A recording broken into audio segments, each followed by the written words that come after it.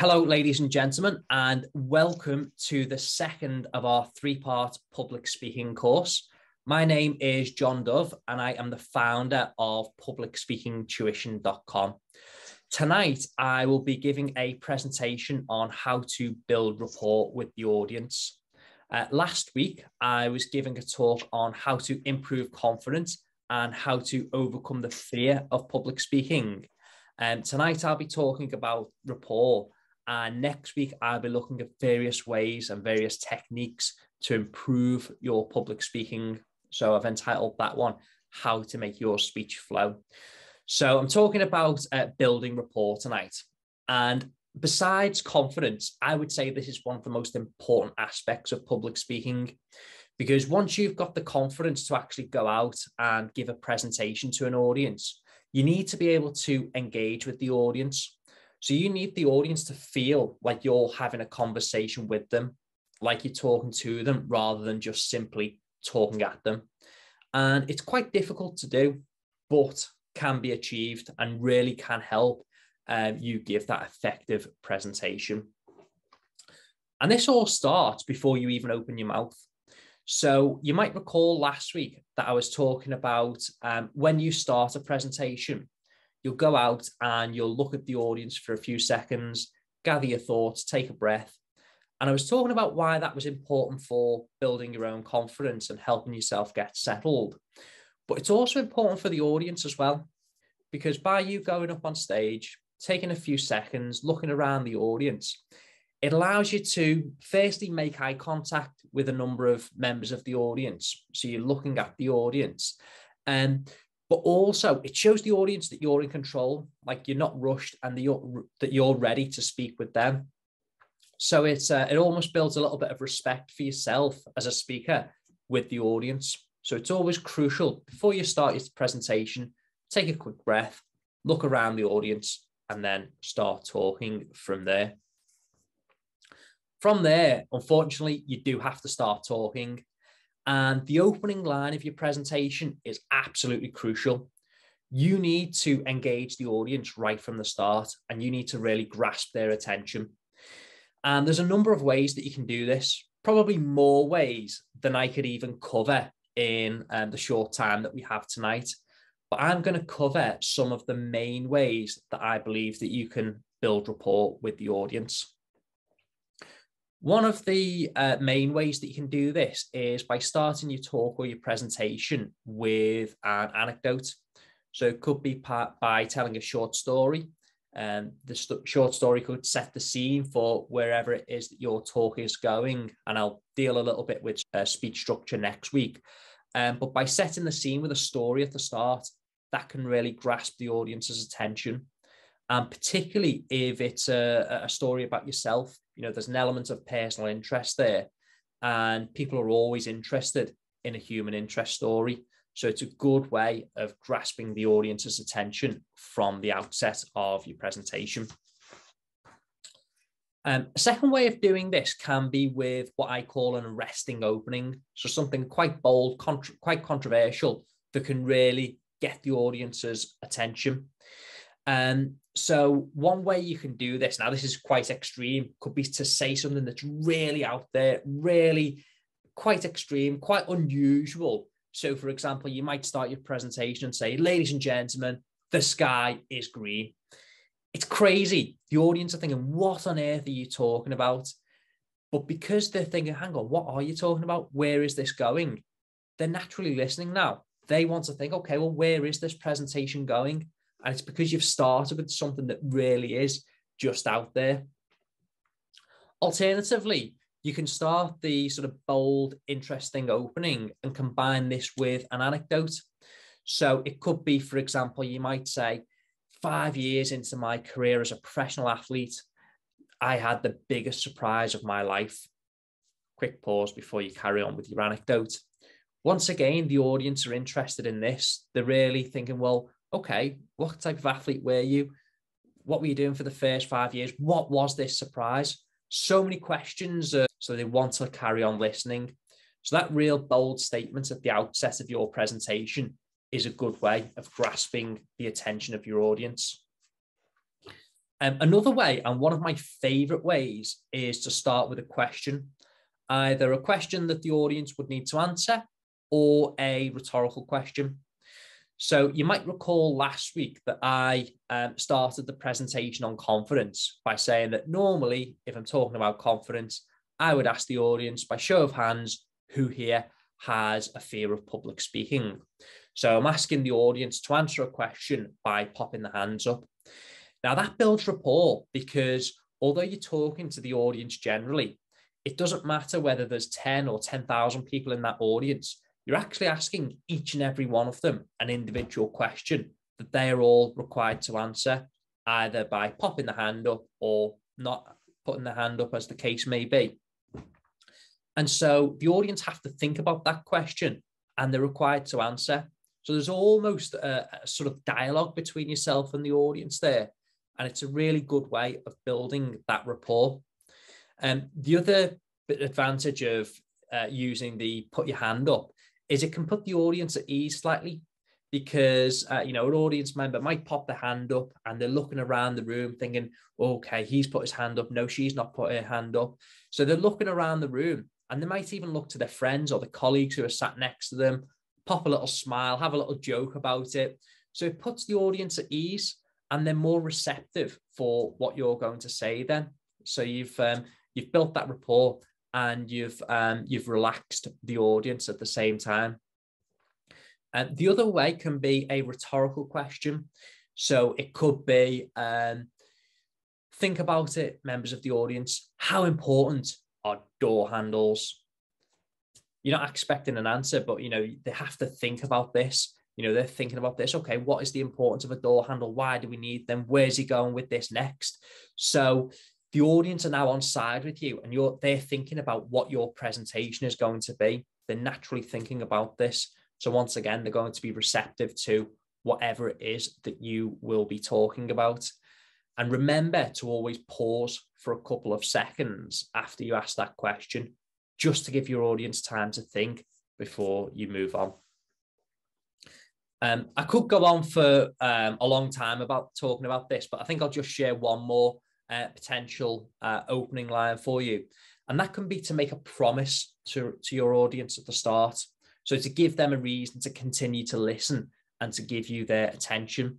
So by making a promise at the start of your speech, you're telling them why your speech will be beneficial to them. So it could be, ladies and gentlemen, I'm going to share with you 3 ways that can guarantee that you will become rich. Everyone's all of their ears are going to prick up at this point. They're all going to be interested and all going to want to carry on listening at this stage. So by making that promise to the audience, you've grabbed their attention right at the start of the presentation. So that's how we build rapport at the start and how we engage the audience at the beginning of the presentation. But that's only half the battle. What we now need to do is we need to continue to keep the audience engaged throughout the presentation, and we need to maintain that rapport throughout. And there's a number of ways in which we can do this. So last week I spoke quite extensively on how we can prepare for a presentation and learn it such to the effect that we won't be relying upon a script. Now, the importance of being able to give a presentation without a script is that we can maintain eye contact all the way throughout the presentation. And by maintaining that eye contact, that way it feels, once again, like a conversation. Think about it. If you were talking to your friends, you'd look them in the eye. You wouldn't be having a conversation and looking down like this. You're looking at them. It feels more like a conversation. And the same applies when it comes to public speaking. So the more well prepared you are, the better you know your content, the more natural you can deliver it, the more it will feel like that one-on-one conversation with each and every member of the audience. Of course, there may be times when you have to have a script. It could be a presentation that's prepared on short notice, or there may be a plethora of other reasons why a script is required for your speech. But if that is the case, then what you need to do is every now and again, just try and lift your eyes up from the page and look at the audience. Because ultimately, if you're simply just reading from a script, the audience will think, well, why have I turned up for this presentation? I can read myself. It might as well have just been an email. So at all costs, try and make sure that you can have that eye contact with the audience. And remember to be glancing around the room as well. It could be that the room is split into 2 or 3 parts with aisles separating them. Try not to focus on one side of the room more than the other. Try and divide your time up equally in terms of where you're looking at the audience, so you're not excluding any part of the audience. Also think about the terminology that you will use throughout the presentation as well. So it's only a subtle point, but can have such a big impact. So for example, you might use the words we or us. So it could be, we all experience, when X, Y, and Z happens to us. It makes the audience feel on the same level as you. And as I say, it's only a subconscious point, but it's a really good way of building that rapport and making the audience feel on the same level as you. The next point that I'm going to cover is speaking with conviction.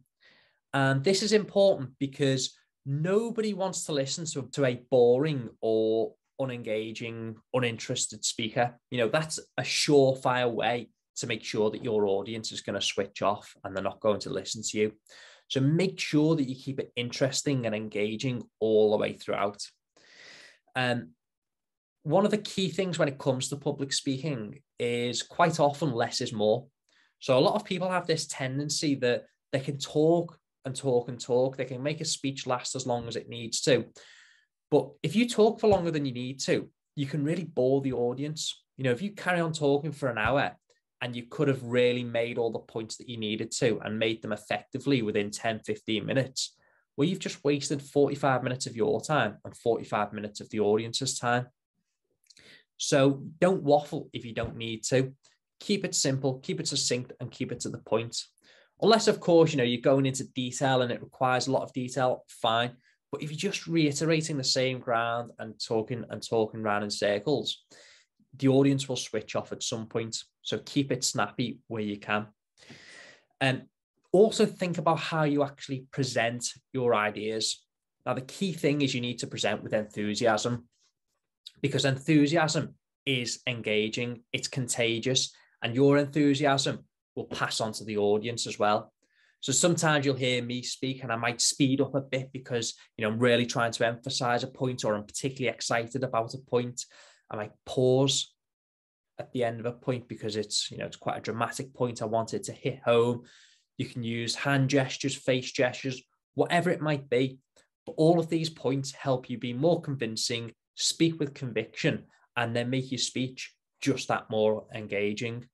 Now, I'm going to go into this in a lot more detail next week when I talk about various public speaking techniques, but I thought I'd make the point tonight that this can all be incorporated into how to build that rapport with the audience. When it comes to beginning your presentation as well, you need to begin with a welcoming approach. So you need to ensure that you make the audience feel welcomed. You don't want to antagonize the audience, you don't want to offend them, or you don't want to upset the audience either. So this is particularly important if you're giving a presentation whereby you need to convince the audience of something. It could be a business presentation, it could be some sort of sales pitch. It may even be, a legal argument, and you're doing a moot to a judge that doesn't think the law's on your side, for example, for those of us in the room who are lawyers or law students. But you really don't want to upset or antagonize whomever your audience might be. And one surefire way of upsetting the audience is to tell them that they're wrong at the outset. No one wants to believe that they are wrong or their way of thinking is wrong, so don't say that. And if you've got an audience that maybe has a different point of view to you, they think differently, and you're trying to convince them otherwise, one good way of starting the presentation could be by trying to get a number of affirmative responses, so yes responses from the audience. So it could be that you might ask a series of questions that have a yes response. So something that's pretty uncontroversial that everybody agrees on. And it's a good way of subconsciously getting the audience on side with you. So they're thinking, okay, right, you've got some sensible points. We agree on the basics, and then they're going to be more receptive to listening to what it is that you might be going on to say later. The other thing that you don't really want to say as well is you're not going to say, I am going to prove X or I will make you think Y. Because by saying that, being affirmative and saying, I'm going to make you think this way, the audience will think, well, you can try, but you're not going to succeed. I'm pretty firm in my way of thinking. So, you need to be a bit more gentle in the approach at the start. Stemming on from the point that I mentioned before in terms of timings. So, I said you don't want to be waffling on for too long if you don't need to. Equally, you don't want to cram too much into a short period of time. So, for example, let's say you've only got 5 minutes to deliver a presentation. Well, you wouldn't try and cover off 10 points in that sort of time period because you can't really deal with anything in any real or with any real merit. So what you would want to do is maybe cover just fewer points, but in more detail, so that there's substance and some meat to what it is that you're talking about. And the other thing that you need to think about when you're giving a talk or presentation is that you need to be convincing. So I mentioned last week about how when it comes to confidence, you need to sell yourself on your presentation, and you need to remind yourself that you're the right person to give that talk. You're knowledgeable on it and it's an interesting talk. Well, equally, you need to have an air of conviction and be convincing when it comes to the presentation itself. This is another good one for the lawyers in the room, but you really need to back up what you say with evidence. So this can be anything. This can be facts. This can be statistics. This can be quotes from industry experts, scientists, whatever it might be. But backing up your points with evidence really makes it seem like you're the person who is knowledgeable on the subject and has done your research in relation to your particular subject. So you just seem that much more convincing.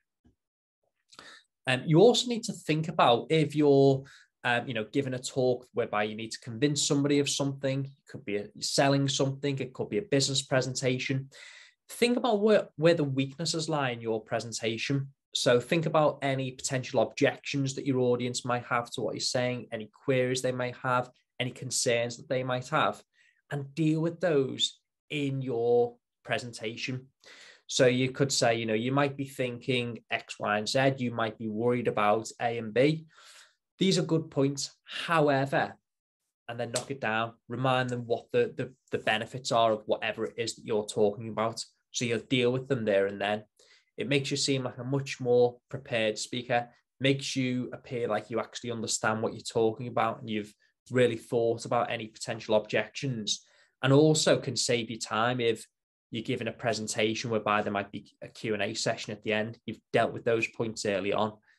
So you've really eliminated any potential objections there and then. Technical jargon can come up in presentations occasionally. And when it comes to using technical jargon, or if somebody asks me, can I use it? The simple answer is, it depends. Quite a lawyerly answer, I must admit, but it really depends. If you're giving a talk to people who are knowledgeable on your industry or the particular topic that you're talking about, and the audience are likely to understand technical jargon, fine, use it. There's no problem with that. It probably adds to your presentation. If you're giving a talk or presentation to a group who maybe aren't knowledgeable on the subject, aren't in your particular field, or just maybe they're unlikely to understand, then try and avoid it if possible. If there's no way that you can avoid the technical jargon, then make sure that you give some sort of explanation. So if you have to use anything, it's industry specific, acronyms, whatever it might be, give an explanation as to what that technical jargon is. Because if you don't and the audience are confused, they don't know what you're talking about, then you might as well not give the presentation, because they're not going to follow what you're talking about and it won't have the desired effect. So make sure that you explain any technical jargon that you must use. And the last point that I'm going to raise tonight is in relation to subject matter as well. So really think about the subject matter that you're talking about when you give a presentation. You really want to be talking about something that you're particularly knowledgeable about, or something that you've got a real interest in, because then the passion is going to show through. it will come across and that enthusiasm will be there, and it's more likely to hit home with the audience, and it's easier to prepare and be confident about your presentation in advance. So really think about how you do that and what your topic might be. So those are my points in relation to how to sort of speak with conviction and how to build rapport with the audience. As I say, the key point really is you need your audience to feel like you're having a conversation with them. You don't want them to feel like you're there to talk at them. Put them at ease, make your audience feel like it's a conversation, and you really can't go wrong. So I hope that that's been helpful.